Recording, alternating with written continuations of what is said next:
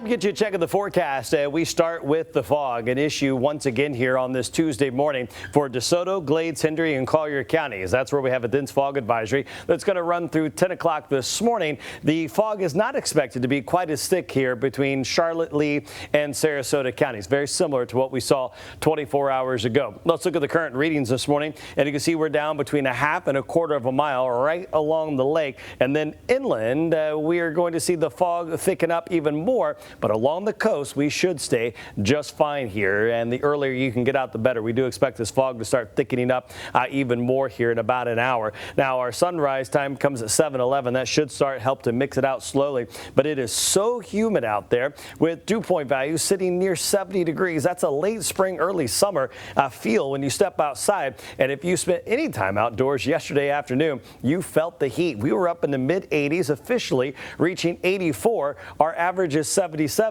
What's our average for the morning? 56. We're at 72 degrees now, only 5 away from our average high. It's an extremely warm stretch of weather that we're in, and you can see we are up another 2 to 3 degrees along the coastline. The only locations that are actually just a touch cooler, Punta Gorda and Port Charlotte, but it's so slight you are not going to notice it when you step out. The afternoon does call for mostly sunny skies there through lunchtime, and the computer model once again trying to squeeze out just a couple of very isolated showers.